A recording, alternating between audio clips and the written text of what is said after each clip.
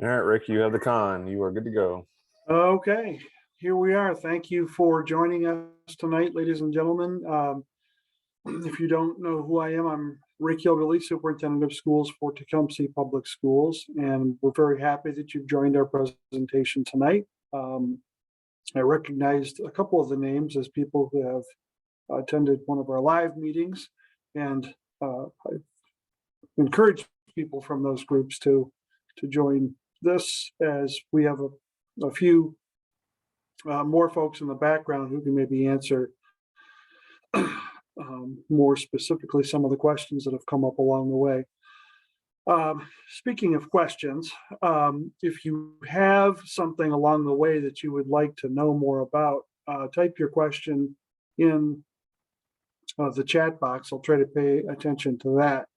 We've also got our technology guy and our communications guy in the background who's watching that stuff. So hopefully we'll get to all the questions and satisfy all those wonderings. So here we are with our bond presentation for 2022. The May 3rd election is coming up in just a few days.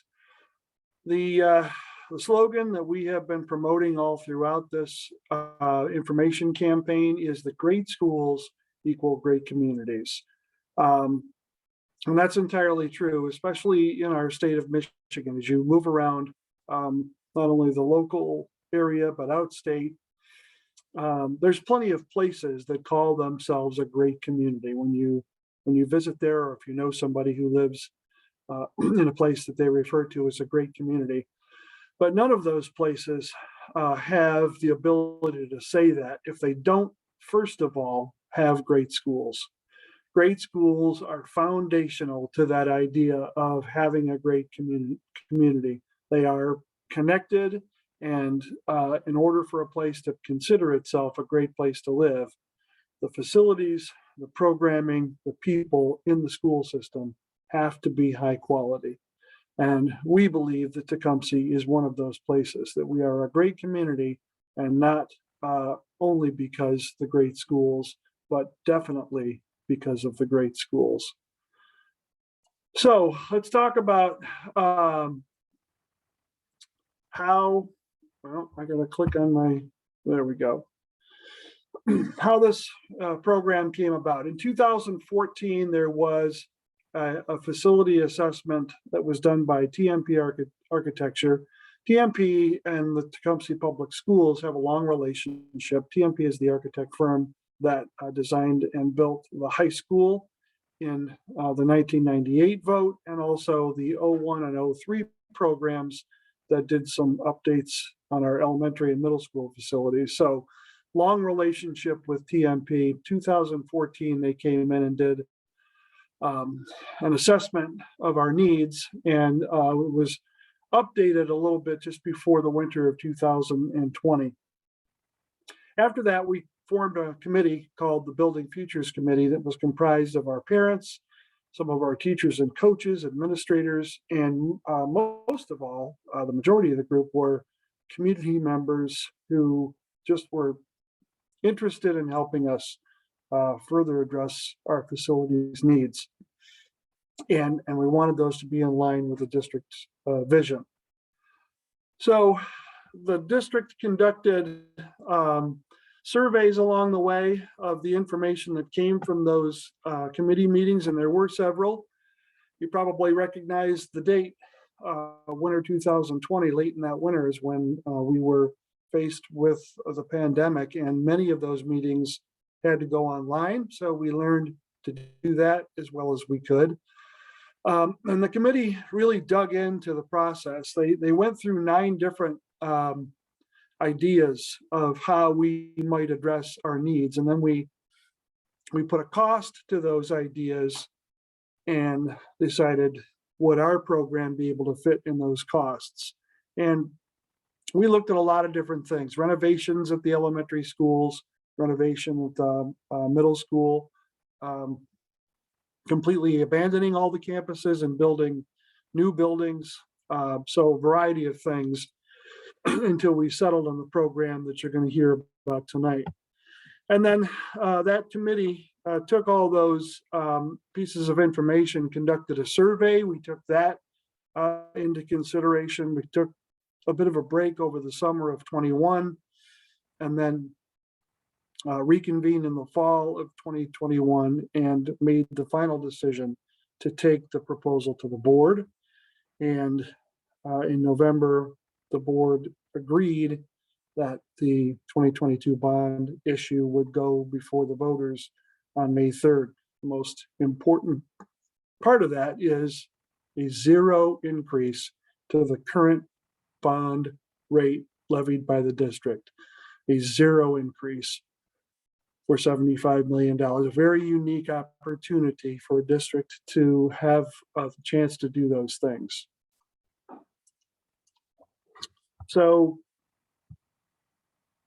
what we were looking for through that process was operational efficiencies and infrastructure upgrades. We know that we have from that facilities assessment, we have things that are going to need to be taken care of.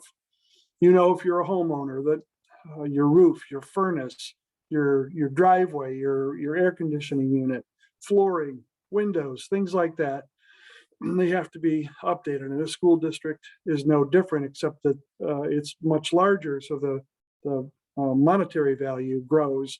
And the board just felt that it was necessary to make sure that we address those things. Future ready learning environments. You know, school doesn't happen the way that it did in the 50s and 60s when our current elementary buildings were built.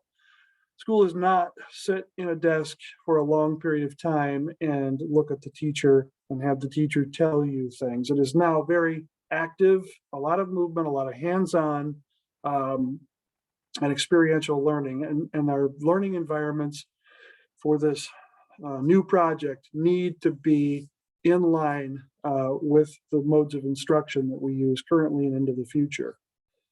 Enhanced security and safety can't be talked about enough. Again, when buildings were built in the 50s and 60s, we did not face the challenges that we face currently with safety and security. It's sad to say, but now in society, it is one of the most important things that we look at in building design. So we want to make sure that those elements are part of the program. And then enhanced programming opportunities. Many things go into that. A lot of it has to do with technology and technology infrastructure. Even 20 years ago, when we renovated the current elementary buildings, each of those buildings got a computer lab space.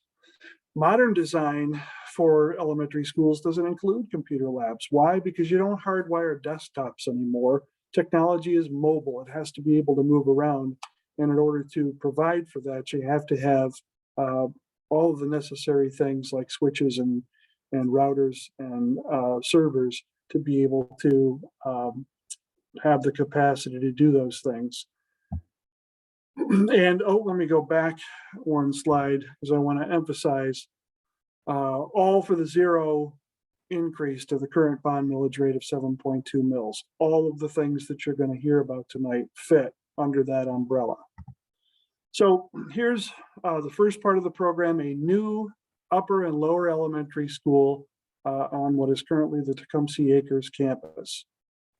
And this is typically the point in the presentation where I tease the designer and call that orange creature in the middle the crab that ate Tecumseh. But I want to assure people that if you look in the bottom left-hand corner of the slide, this is a conceptual site plan. It is not anything close to a final design. It is designed the way that it is for really only two purposes. Number one, we needed to make sure that 135,000 square feet of school would fit on the property. So we have that assurance. The second thing that we were sensitive to, and the Building Futures Committee was sensitive to, was to potentially lay it out in wings. So there you've got your four legs of that drawing. And each of those are to represent the heritage of the elementary buildings currently in use, and the names on those buildings: Herrick Park, Sutton, Tecumseh Acres, and Patterson.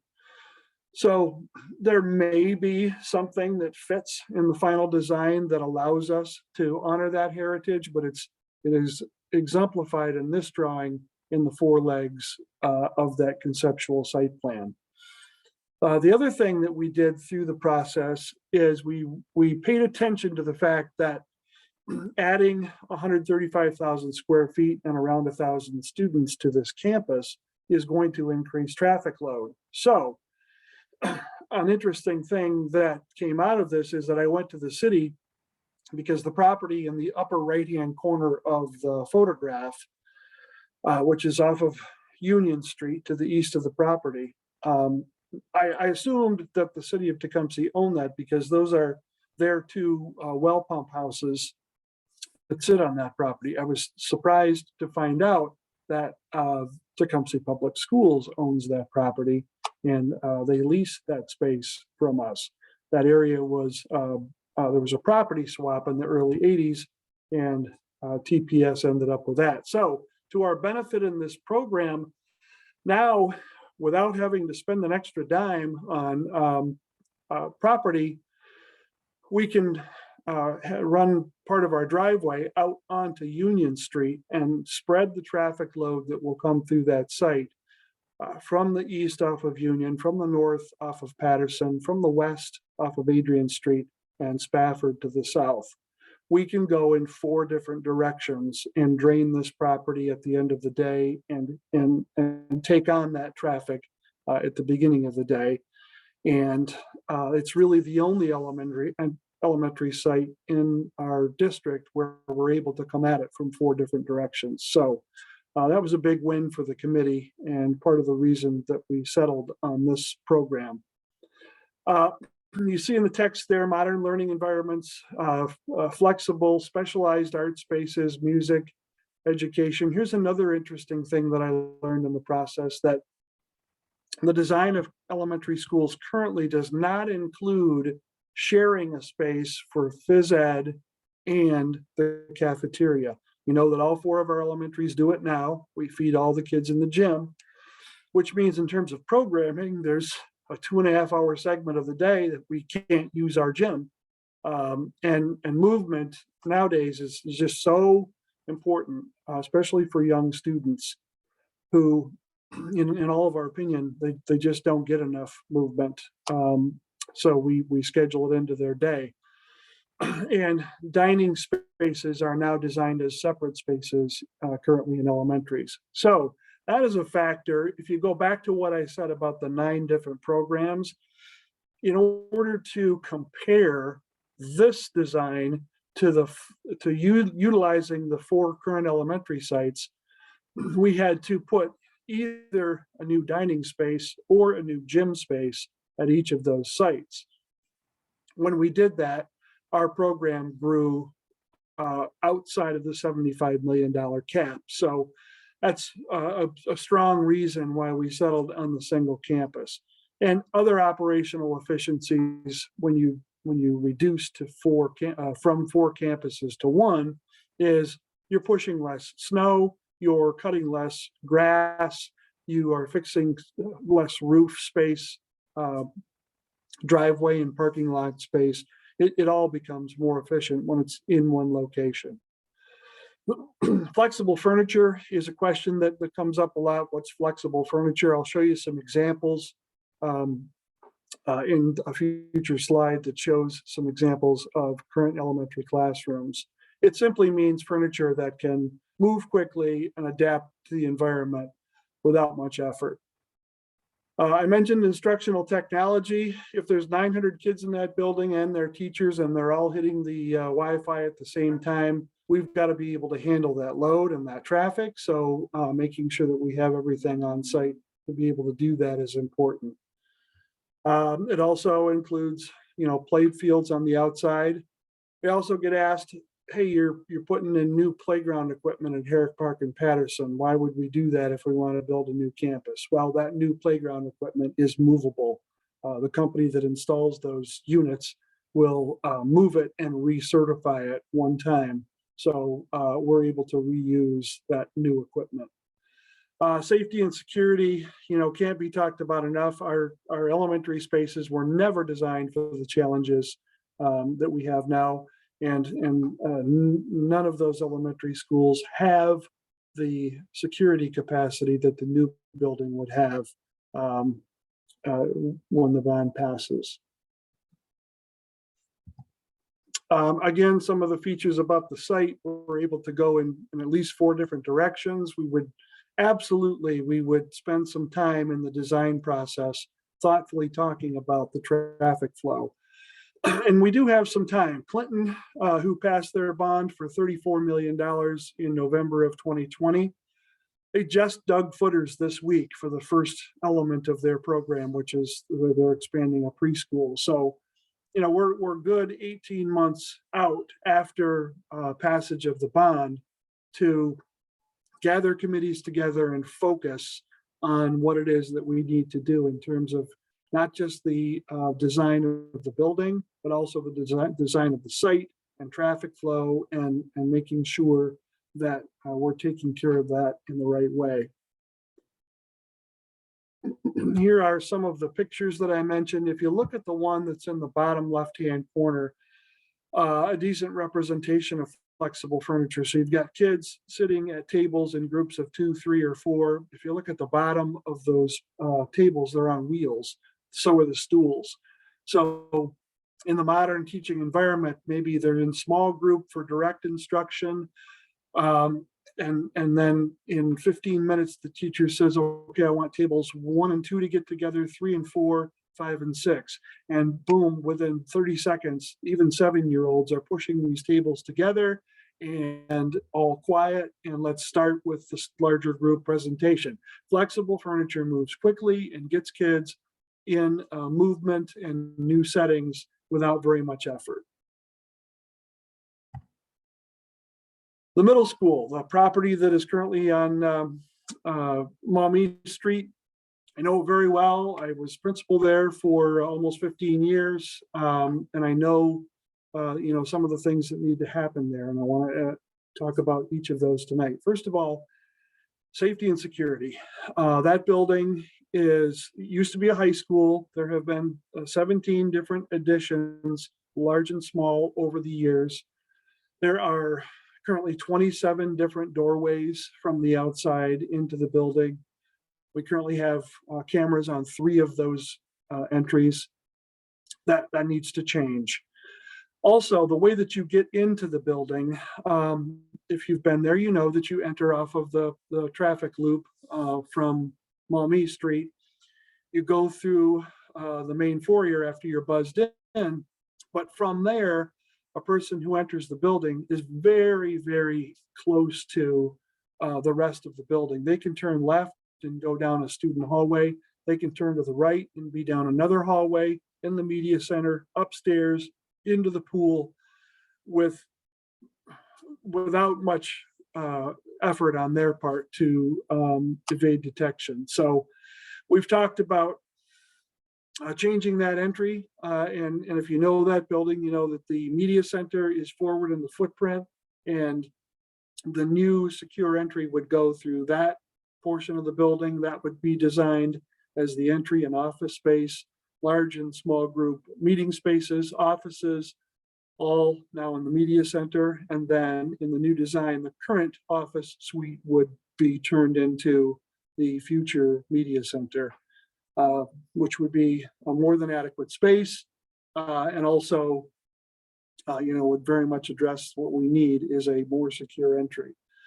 There's also a secure vestibule that would be added to the north end of the building, because that is typically where we drop off by buses. And we need some safety on that entry as well. Another large part of this project, a little further down the bulleted list, there's new driveways, parking lots, and outdoor features. So, if you've been in Tecumseh for a while, that used to be our high school, was converted to the middle school. And there was not much done ever to permanently address the traffic flow. We do it with paint on the pavement, with cones, with human beings standing out there directing traffic.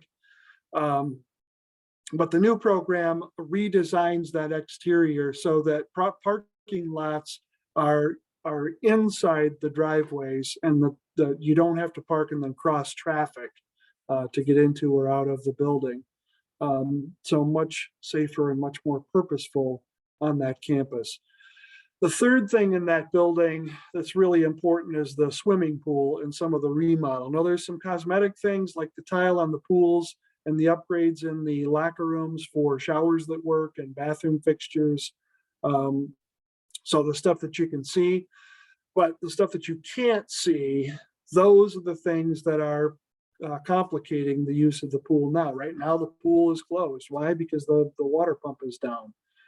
Most of the time when we close the pool, it has to do with water temperature. Water temperature is created by the boiler system. We have one boiler in that area. It's, I think, in year 22 of a 15-year lifespan.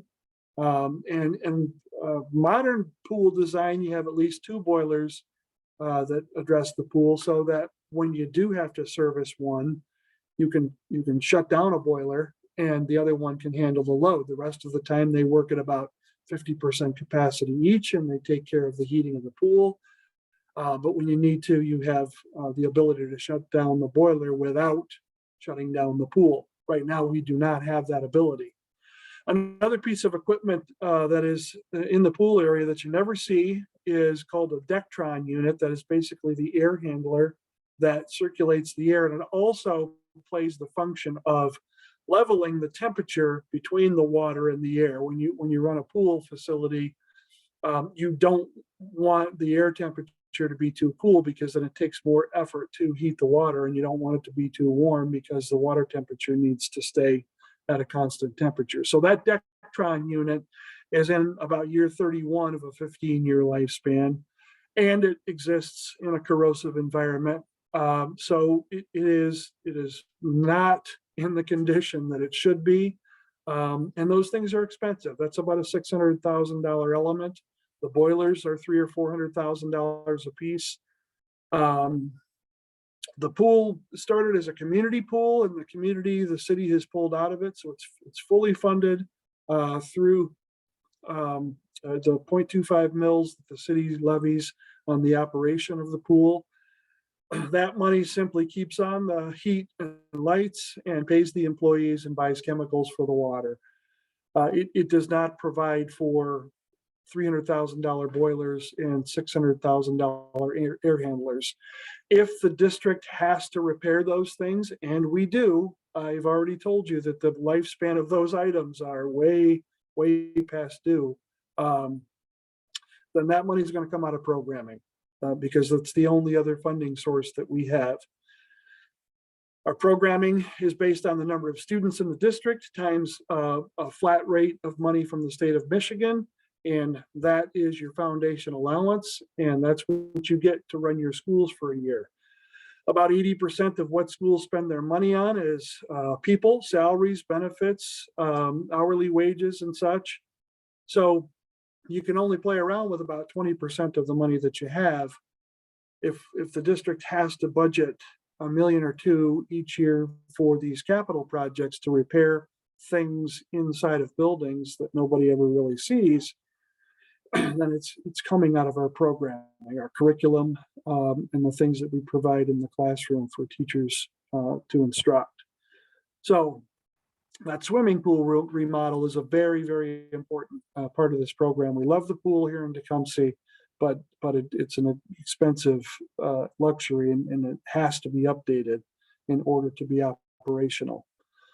And then I mentioned the security systems, cameras, and so on. We only have 3 at the middle school, and we just don't have the eyes in or around the outside of that building that need to be in place. Here's some conceptual pictures of what modern middle schools look like. Again, spaces are open, furniture is flexible.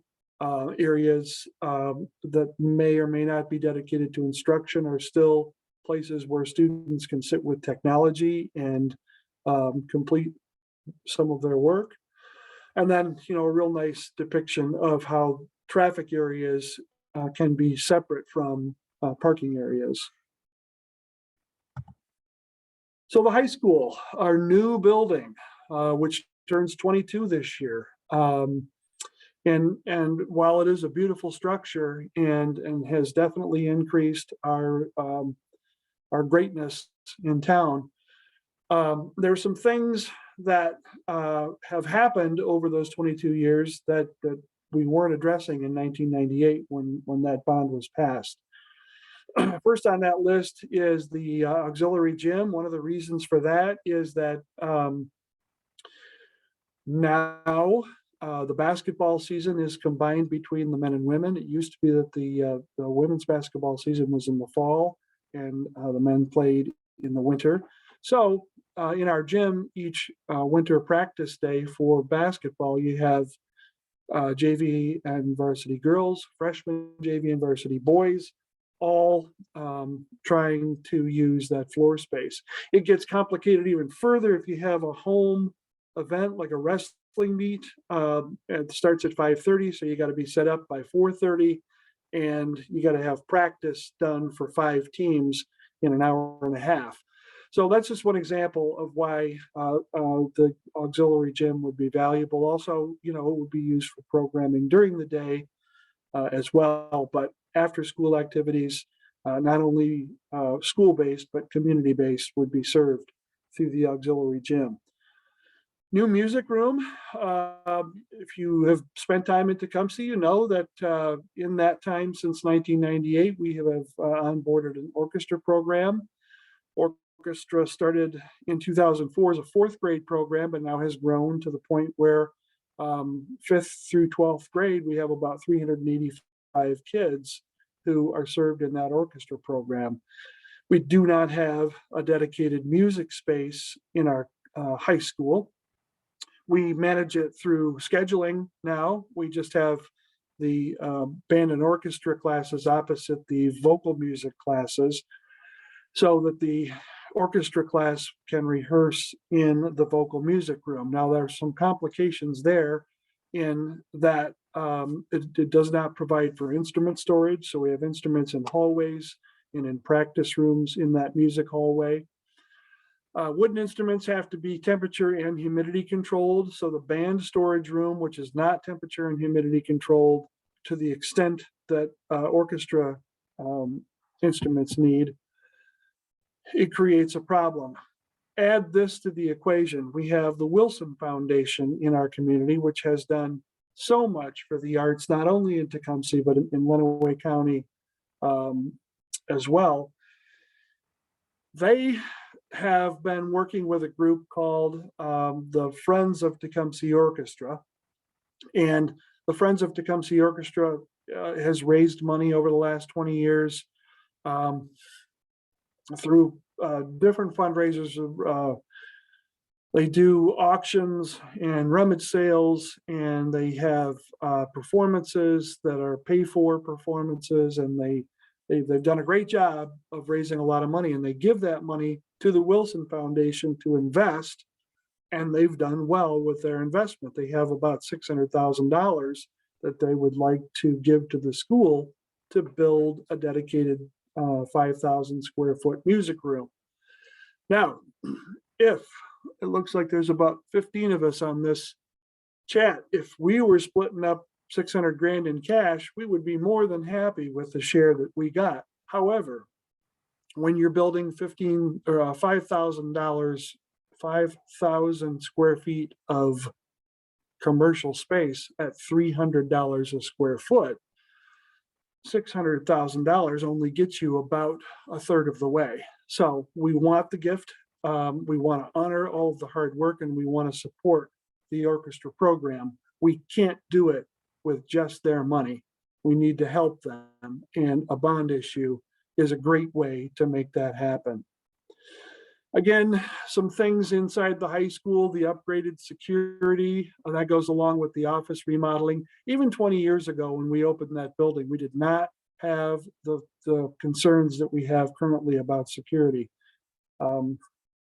Things have just changed, and I don't need to go into that any further. You know what I mean.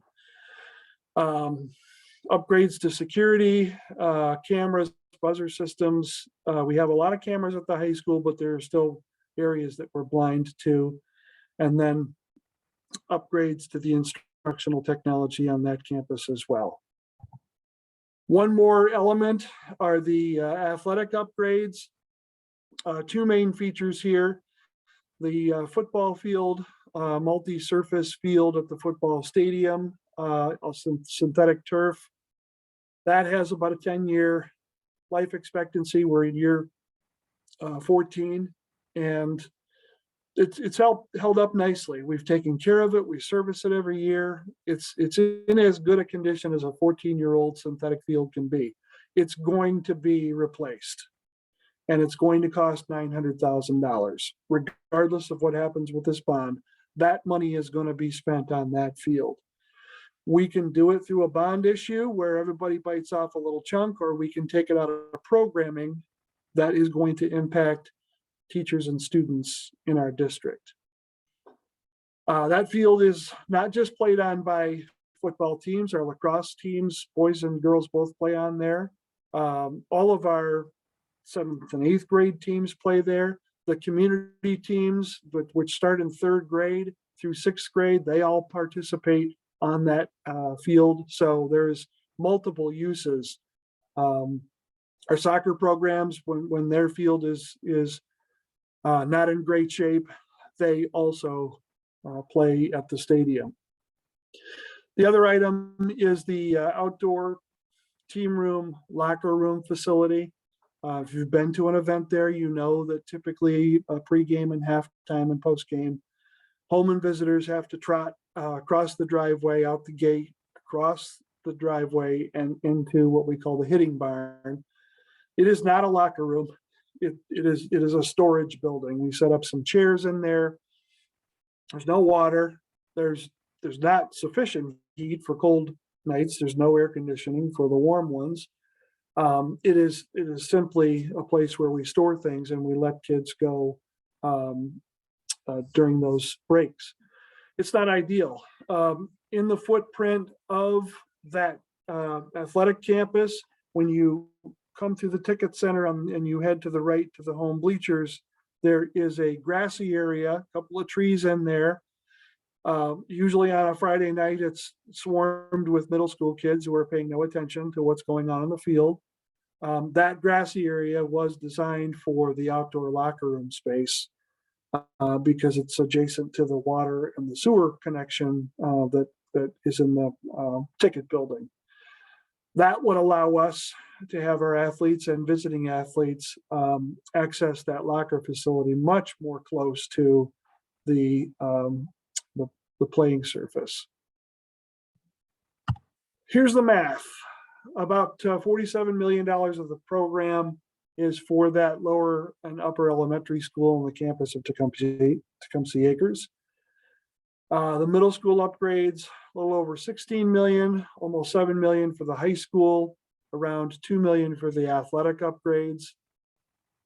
The demolition line is there because it has to be there. When you make an application for a bond project to the state of Michigan, one of the questions they ask is, are you going to decommission any buildings? If the answer is yes, then you have to have a way to address it. If you have already a purchase agreement in hand, you can use that. If you don't, then you have to be able to show that you have the capability to demolish the building. So 4 elementary buildings, about $750,000 per site, around $3 million. Now, do we have to demo those buildings? We don't. Part of the program design, once the bond passes, is to get together and say in committee, okay, what do we want to do with these facilities that we're not going to be planning to use in a couple of years? I have some thoughts on it, but this is not Rick Hilderly's kingdom. This belongs to the families of Tecumseh. So we would have some conversations about it. My thoughts are that you would very much want to go to Sutton and say to the ISD, we're no longer going to use this piece of property that shares a driveway with you. Might you be interested? And my guess would be that they probably would. The Porter Center is always hurting for space. So we would start that conversation. Herrick Park and Patterson. Patterson, is a desirable part of town off of Union Street with Evans Creek flowing through it. Absolutely might draw the attention of a developer. The Department on Aging has been in touch with me a couple of times over the last 2 years. Ever since the city sold the community center, they do not have a place for seniors or for Meals on Wheels. Could Herrick Park take a role to serve that need in the community? Those are all the possibilities. Another one would be potentially hanging on to one of those properties and using it for our own needs, preschool, the board meeting space, central office, transportation office. Many different things could happen. So that demolition cost may not reach the $3 million mark. That is all something that we would decide on in the design process. And then finally, when you put $75 million in the bank for a little while, you earn some interest. That's factored in.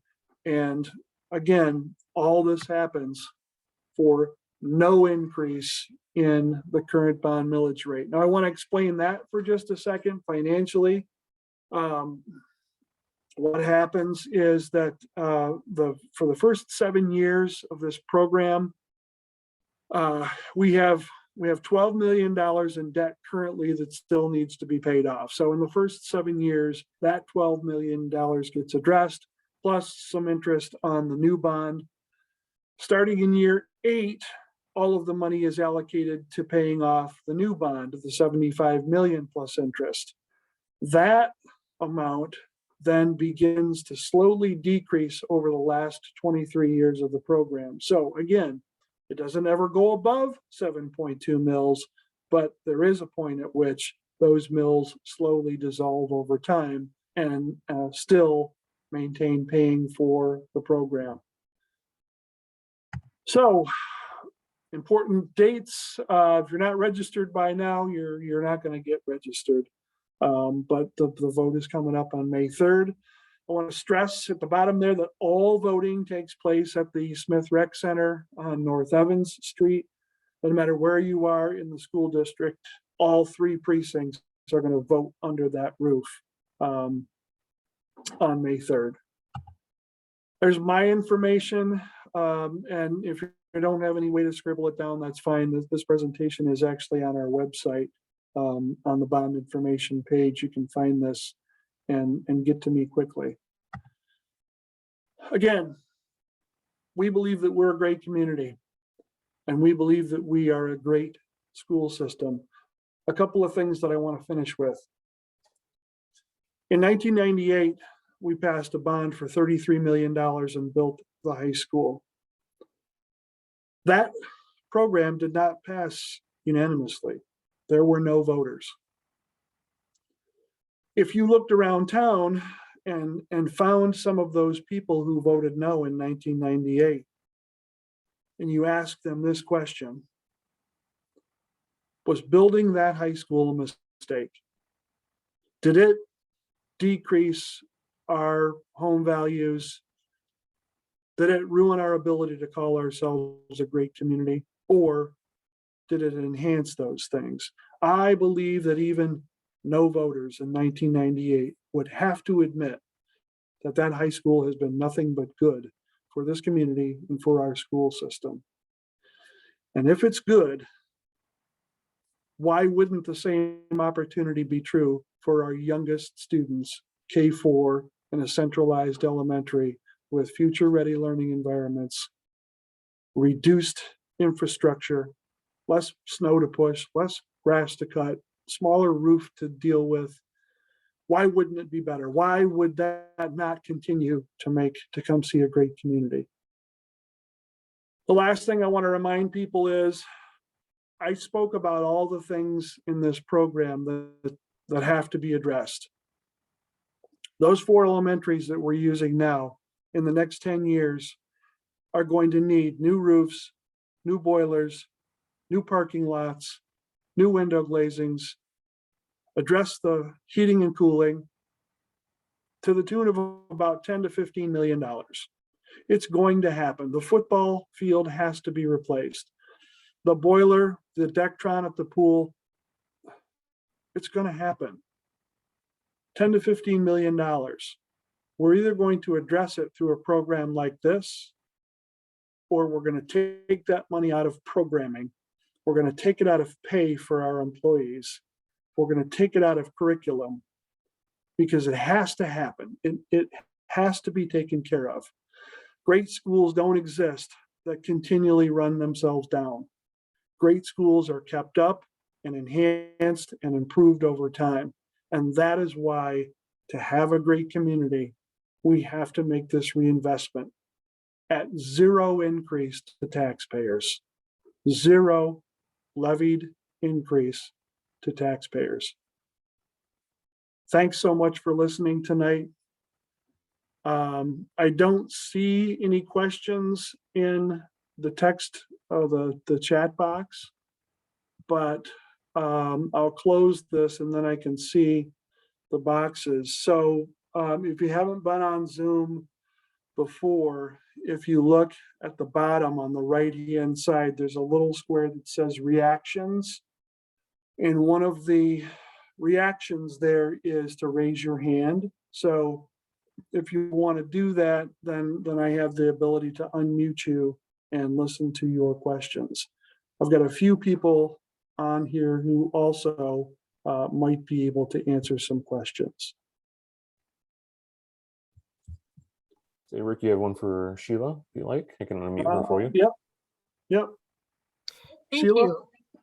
My question is, I know that the current millage will not be increased, but do we have a sense of how long that millage will stay in place for this action? Is it essentially going to be indefinite, or does it stop when the bond was finished? Or that's something I don't quite understand. Yeah, 30 years. This is a 30-year project. It would be paid off in 30 years. And as I mentioned, the first 7 of it pays off mostly the 12 million that we already still owe on some projects from the past. And then in year 8, it begins to pay off the principal on the 75 million. And over that time, the amount of mills that is levied goes down from 7.2 slowly to the point where it dissolves in year 30. So it's a 30-year program. Okay, thank you. That's helpful to clarify for me. Thanks. Sure. Anyone else?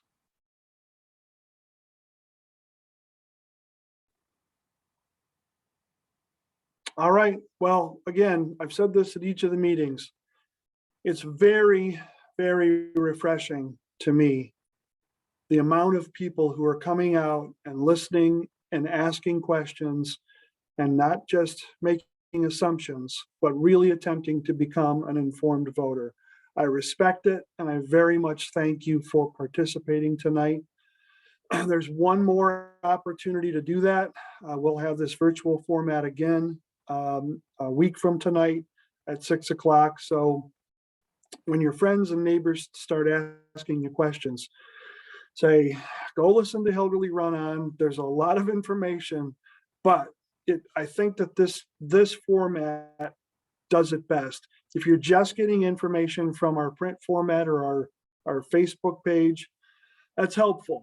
But this presentation really clarifies it for people, and we're finding more and more that people are leaving here almost with a sense of relief that we have thought about all of the things that you're wondering. So thank you for participating tonight.